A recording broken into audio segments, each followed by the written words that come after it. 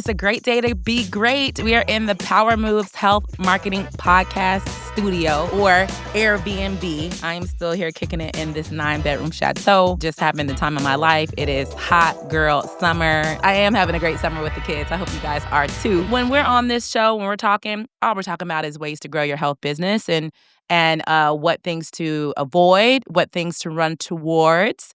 Yeah, and I tend to work a lot with people that are in the integrative functional concierge, cash-based space for wellness and health and wellness business owners all around.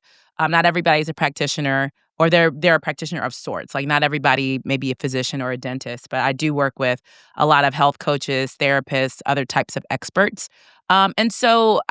It's important to have variety in your offers, especially if you are a majority on the higher ticket. And I consider anything that's like $1,000 or more to be a high ticket, where somebody's like, ooh, things that make you go, where you pause a little bit.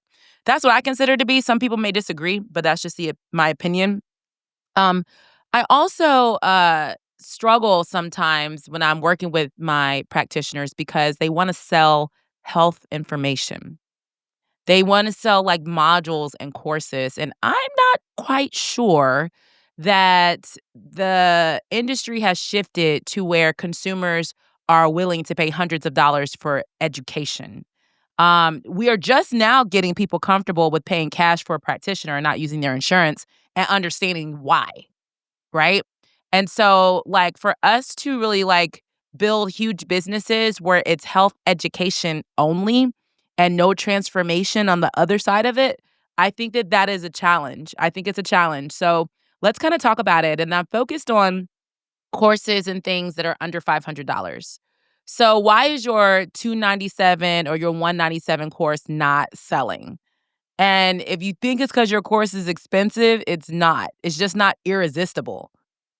When's the last time you spent $300 on something? Whether it be split up, $150 because you went to dinner and then $150 because you went to the mall, that was still $300 that you chose to spend on yourself because of whatever you were buying was irresistible, or it was something you wanted in the moment.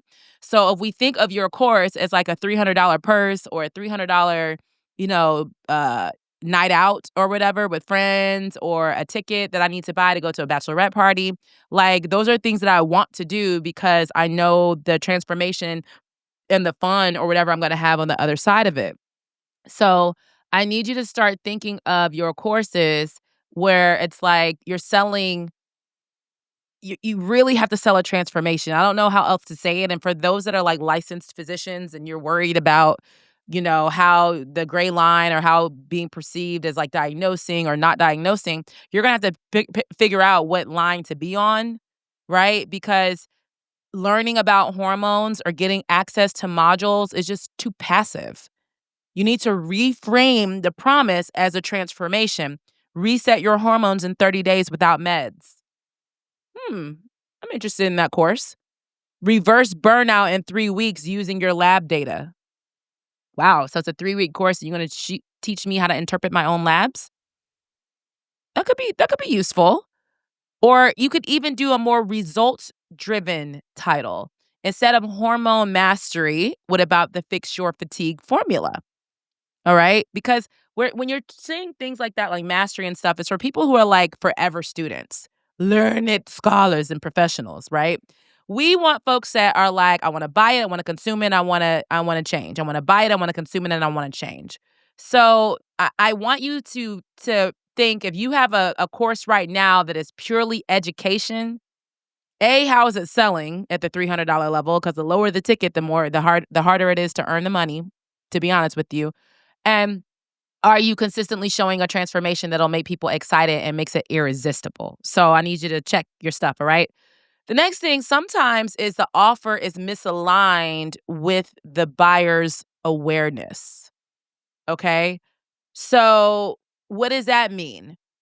You're offering something that's like way too deep and using terms like adrenals and cortisol and stuff like that, when the person is just like, gosh, I just keep waking up at 3 a.m. I'm just Googling it. I'm just Googling, why do I keep waking up at 3 a.m., right? So why not break your content down into phases where you have, your introductory 10-minute fast class or 10-minute workshop, and then they're learning and consuming something, and then you upsell them into the next thing and instead of trying to take them directly to the course, or create a starter kit or a kickstart of your course where it's like a 7-day little jump start to get them into learning your mini protocols or sampling whatever your the next step is.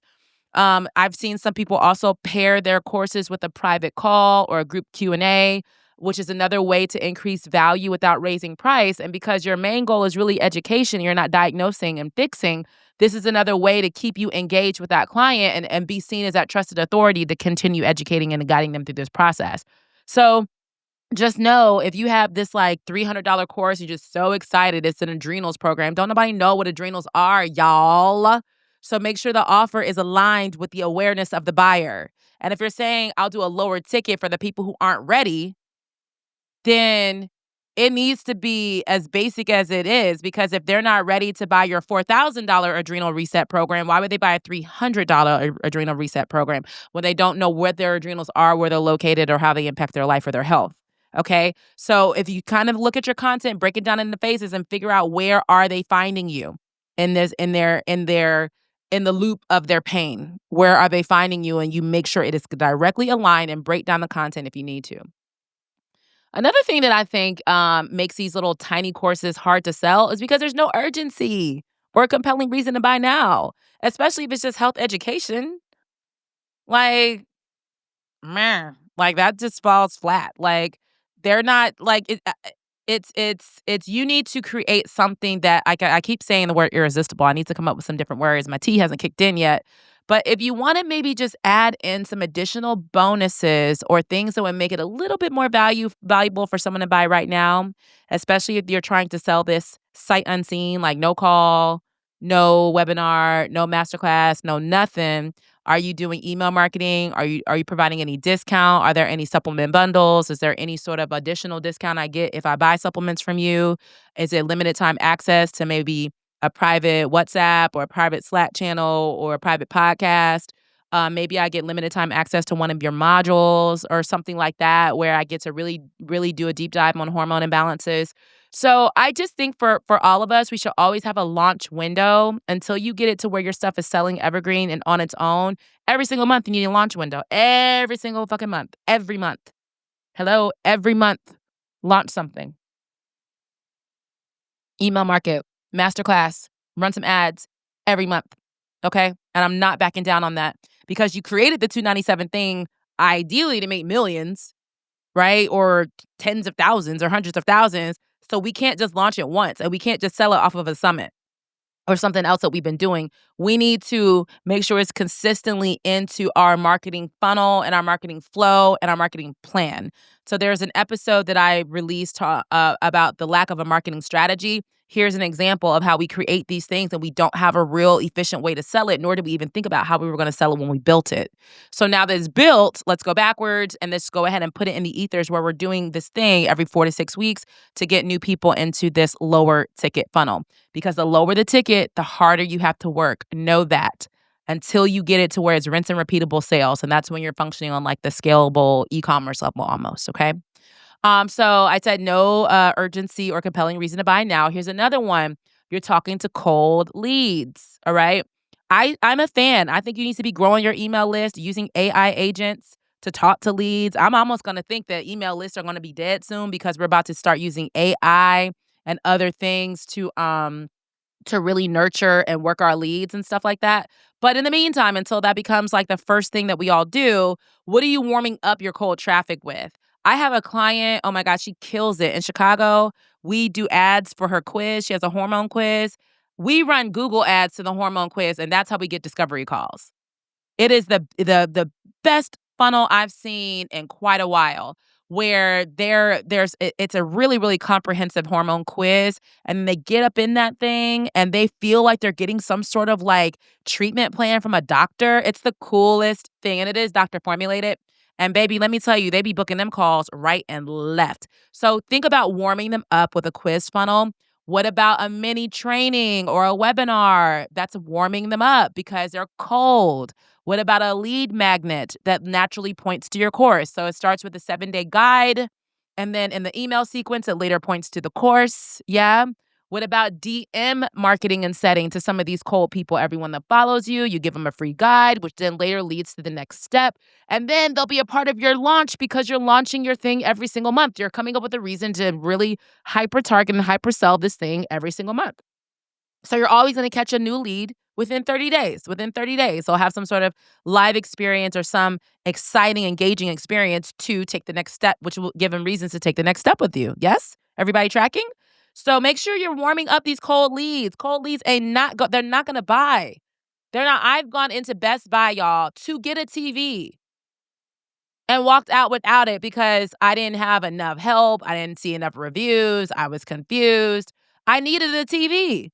I still didn't do it. Okay, so I need you to really give these cold leads, work them things, get them things hot, oiled up, right? Grease them up. All right, next. Talked about this in another episode. Shitty sales pages ain't gonna never work unless your product is just amazing. And there's plenty of sales pages that I've seen have been terrible, okay? But they do a great job because the product is so great or because the person selling is just this masterful marketer. So if your sales page is long and boring and vague, get up in there, lead with a bold statement or question, include screenshots and testimonials. This is for you type of checklist. Use video sales letters, VSLs, or behind the scenes walkthroughs of things. I want you all to really, really, really look at your sales pages. Look at the conversion on the page organically and conversion on the page after the fact, like after you've made a sale or after you've done a masterclass or something like that. You want something that's like 10, 20% conversion. That's what you want. If it's Google ads and cold traffic, we're looking in the single digits, like 3%. But if you're up there doing your thing and you're getting 100 people to the page and you're selling and you're doing your thing, I want 20 of them to convert. All right? I want 20. So let's take a look at your sales page. And if you need to kind of rewire some pipes, get a professional to do that for you, especially if you don't have the marketing mind to do it yourself.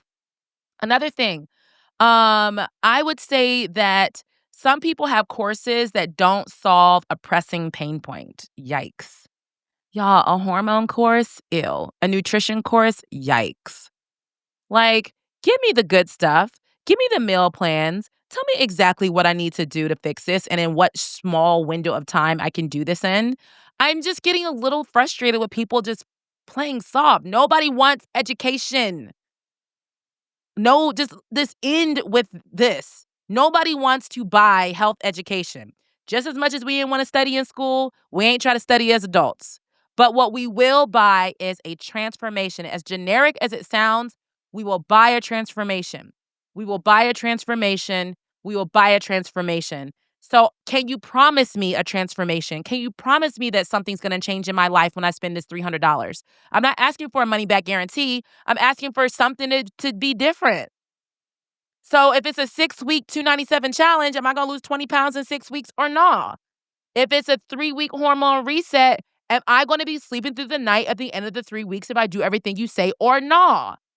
Is there any sort of saliva test? Is there any sort of anything to make me feel like I'm not just buying some videos, okay? I want to be guided through the process where I come out different on the other side, all right?